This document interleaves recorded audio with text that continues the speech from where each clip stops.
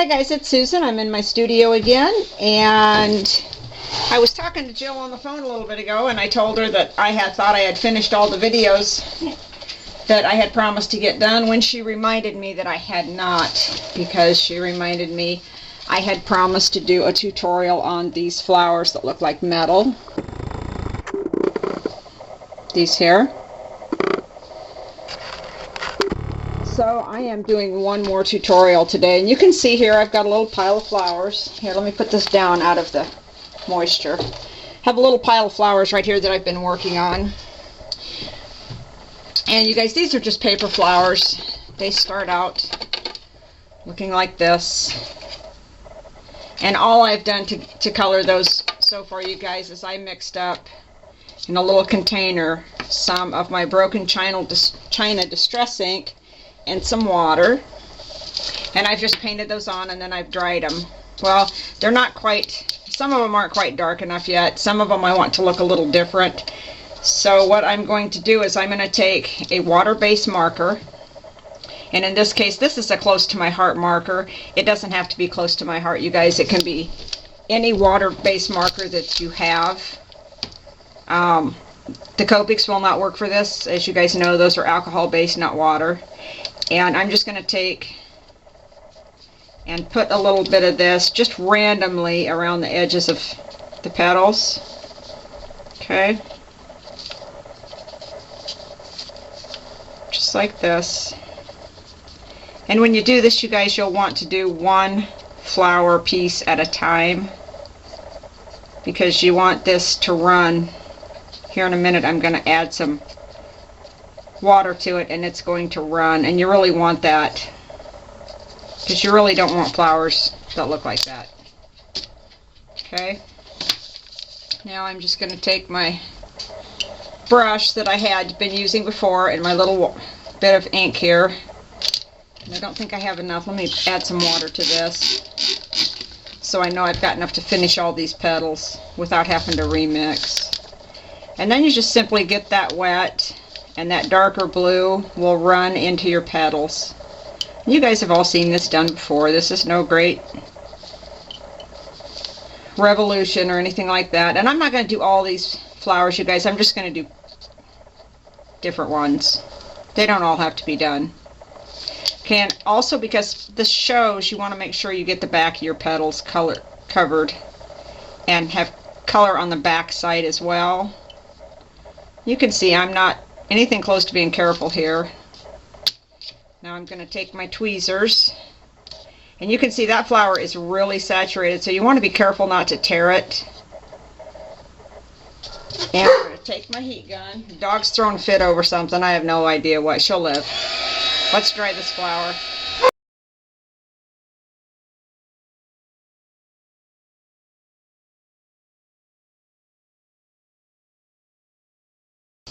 Okay, there we go. That's pretty well dry at this point, guys. Let me get in there so you can get a look at that.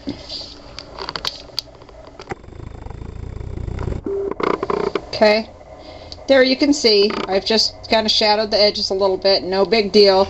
I'm going to go ahead and finish up these flowers. Some of them I'll do this way, and others I will just leave plain, like this one. Okay, so I'll do that, and I'll be back.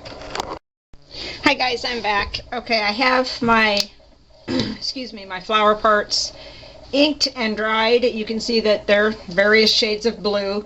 You could really do this with any color you want, guys. I just happen to like the blue, so that's what I'm going to use. Now I've got a small paintbrush and my Crackle Accents. And what I am going to do with this is simply paint the Crackle Accents onto my flowers. Now, you don't want too much, because if you've worked with the Crackle Accents, you know that if you get it too thick, it really doesn't crack. It just stays a real glossy color. Sorry about that, guys. Of course, I'm filming, so my Crackle Accents was clogged.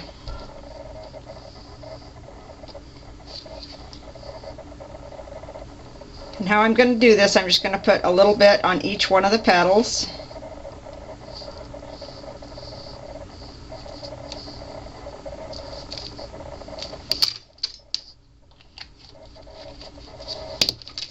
and I'm going to hold it in the center with my tweezer, and I'm just simply going to spread this out over the petals. And again, you can do this real quickly. You don't want it too perfect because you want the crackle to crack, for lack of a better word, to different degrees so that it's varied over your flour.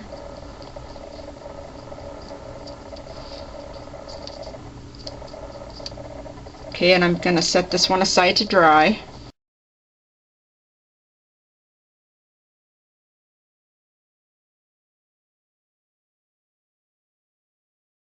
Okay guys, I'm back, and all of our flours have had the Crackle Accents applied to them, and that is all dry now. So let me grab a blending tool here. Here we go.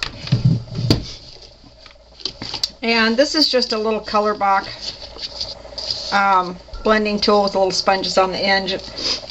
Any blending tool that you like will work. I like the smaller size for working with the flours, but if you have just a regular Tim Holtz Ink Essentials blender, that's fine too. Or if you just use a little piece of makeup sponge or just whatever, it's not that big a deal. Use what you're comfortable with. And the ink that I'm using here is my Tim Holtz Distress ink in Vintage Photo. Excuse me guys, just a little allergy congestion. And you can see I am really inking this up. I want lots of ink on there. I don't want to scrimp and worry that I don't have enough. So now all I'm going to do, I'm going to zoom in a little. When you look at this flour, you can't really see the cracks in the flour from the Crackle Accents yet. What we're going to do is we're going to rub over it with our ink, and that will push that color into those cracks. Okay? And that will make the flowers look rusty like in these. Okay. So, and you want to be a little careful because you don't want to tear your flowers up, but you don't have to be too careful with these. So I just take that just like this and just rub those down in there just like so. Not at all hard to do.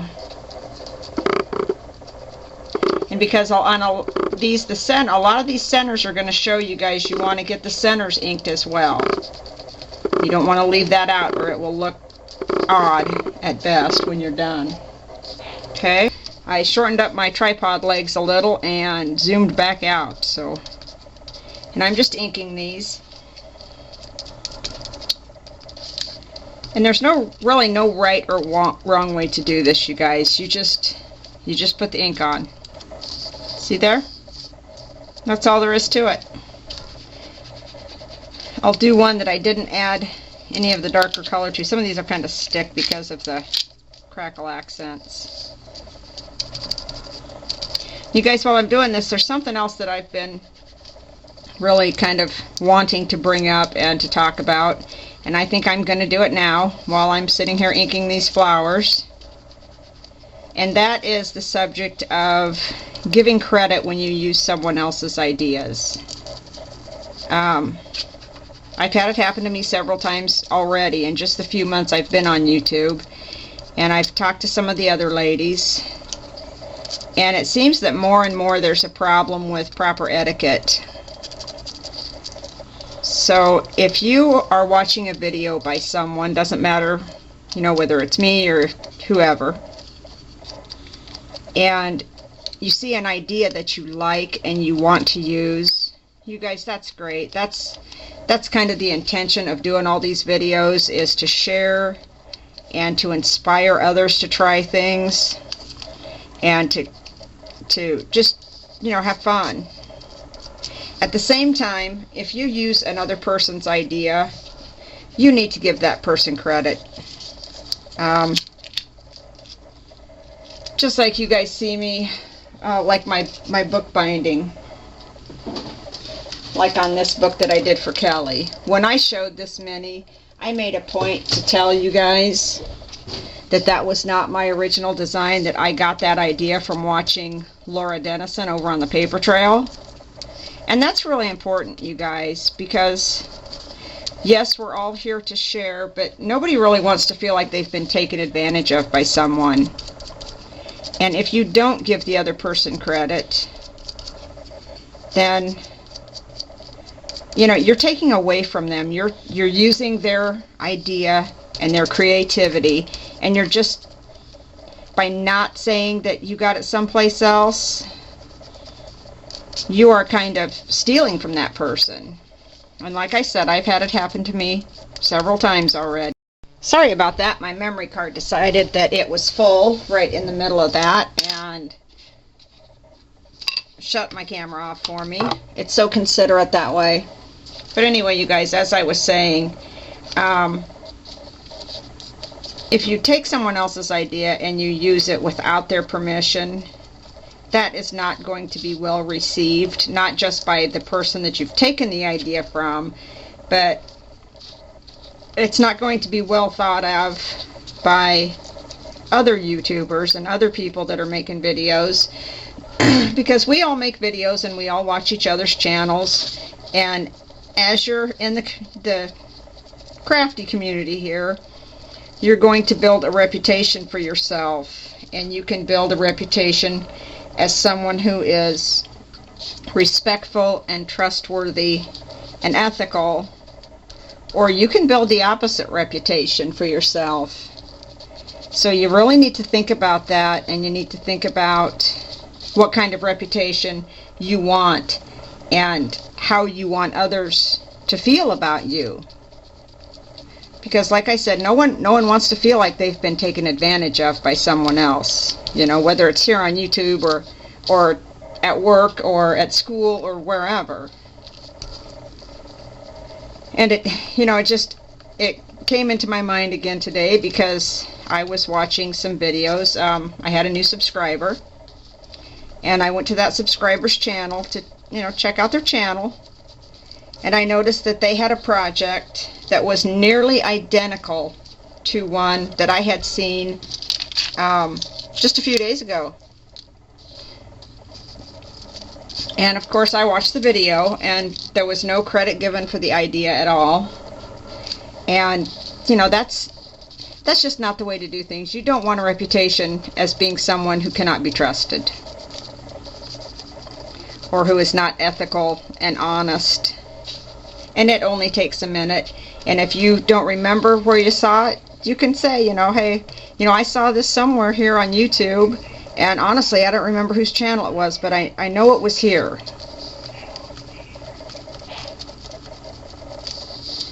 And the other YouTubers that are here and that have been making videos for a while and sharing will really appreciate that honesty and that being forthcoming,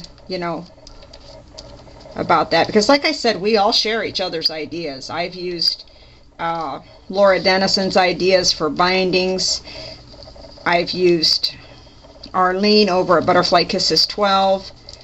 Sparked an idea when she was using her mica powders to paint petals.